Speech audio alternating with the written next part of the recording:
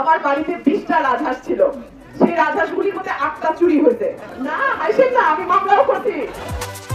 আসসালামু আলাইকুম প্রিয় দর্শক, ব্রাহ্মণবাড়িয়ার 2 আসনের স্বতন্ত্র প্রার্থী ব্যারিস্টার রুমিন ফারহানা ইতিমধ্যে আপনারা দেখেছেন প্রতীক হিসেবে তাকে হাঁস মার্কা দেওয়া হয়েছে। প্রিয় দর্শক, এই প্রতীক নিয়ে অবশেষে চাঞ্চল্যকর কিছু তথ্য দিলেন ব্যারিস্টার রুমিন ফারহানা। আসলে তিনি কি বলেছেন বিস্তারিত থাকবে আজকের এই ভিডিওতে, তাই না টেনে ধৈর্য সহকারে সম্পূর্ণ ভিডিও দেখবেন। যদি চ্যানেলে নতুন হয়ে থাকেন তাহলে চ্যানেলটিকে সাবস্ক্রাইব করতে ভুলবেন না। তাহলে দর্শক আসুন গুরুত্বপূর্ণ ভিডিওটি একে একে দেখে আসি। আমার বাড়িতে 20টা রাজহাঁস ছিল, সেই রাজহাঁসগুলির মধ্যে 8টা চুরি হয়েছে। না হাসেন না, আমি মামলাও করছি। নিজের এলাকা ব্রাহ্মণবাড়িয়ার স্বতন্ত্র প্রার্থী হয়ে বেশ ব্যস্ত সময় পার করছেন এক সময়কার জনপ্রিয় বিএনপি নেত্রী ব্যারিস্টার রুমিন ফারহানা। এমনকি নির্ধারিত দিনের আগেই নিজের এলাকায় গণসংযোগ করেছিলেন সাবেক এই বিএনপি নেত্রী। আর তাতে বাধা পেয়ে ম্যাজিস্ট্রেটকে বুড়ো আঙুল দেখিয়ে ভাইরালও হয়েছিলেন তিনি। তবে মজার ব্যাপার হলো, সেদিন সভা চলাকালেই তাকে হাঁস উপহার দিয়েছিলেন এক কর্মী সমর্থক। এমনকি তাতে খুশি হয়ে তিনি জানিয়েছিলেন যে নির্বাচনী এই লড়াইয়ে প্রতীক হিসেবে ধানের শীষ নয়, বরং হাঁসকেই প্রতীক হিসেবে চাইবেন তিনি। এইবার যেন আর হাঁস চুরি না হয়। আসন্ন জাতীয় নির্বাচনকে ঘিরে চারদিকে শুরু হয়েছে নির্বাচনী আমেজ, আর তারই ধারাবাহিকতায় বুধবার প্রতীক বরাদ্দ হয়েছে নির্বাচনী প্রার্থীদের।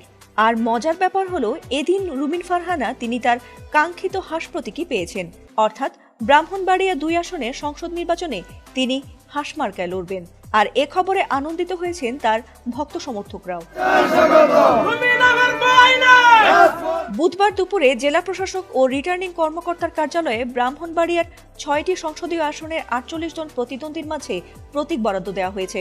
আর দুপুরে ঢাকা বিভাগীয় কার্যালয় থেকে নিজের কাঙ্ক্ষিত প্রতীক সংগ্রহ করেছেন রুমিন ফারহানা। পছন্দের প্রতীক পেয়ে তিনি উচ্ছ্বসিত হয়ে জানিয়েছেন তিনি তার ভোটার কর্মী সমর্থকদের ভালোবাসেন, আর তারাই তাকে আজকের এই জায়গায় এনেছেন। এমনকি শিশুরাও তার মার্কাকে খুব পছন্দ করেন বলে জানিয়েছেন তিনি। তবে এদিনও নিজের পালিত হাঁস চুরির প্রসঙ্গ টেনে তিনি বলেন, আমি হাঁস পালতাম, আমার হাঁসগুলো যখন চুরি হয়েছিল তখন আমি চোরকেও ছাড়িনি, মামলা করেছি, জেলেও ভরেছি। আমার এই হাঁস প্রতীক যদি কেউ চুরি করার চিন্তাও করে তবে আমি যথাযথ ব্যবস্থা নেব। আপনাদের কাছে আমার হাত জোর অনুরোধ, এইবার যেন আমার হাঁসটা চুরি না হয়। অনেকেরই প্রশ্ন, হঠাৎ করে হাঁসকে তিনি প্রতীক হিসেবে কেন চেয়েছিলেন?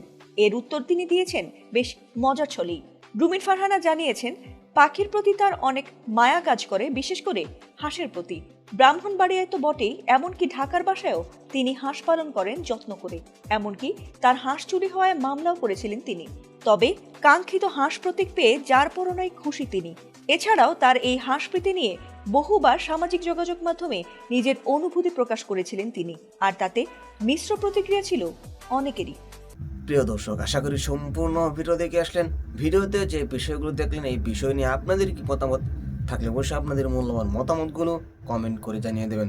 এমনকি এই বিষয়ে আরও আপডেট পেতে হলে এখনও যারা চ্যানেলটি সাবস্ক্রাইব করে নেয় চ্যানেলটিকে সাবস্ক্রাইব করে পাশে থাকা বেল আইকনটি অন করে দেবেন। প্রিয় দর্শক, আজকের মতো এখানেই বিদায় নিচ্ছি। আবারও দেখা হচ্ছে অন্য কোনো নতুন ভিডিওতে। সেই পর্যন্ত সকলে ভালো থাকুন, সুস্থ থাকুন। আসসালামু আলাইকুম।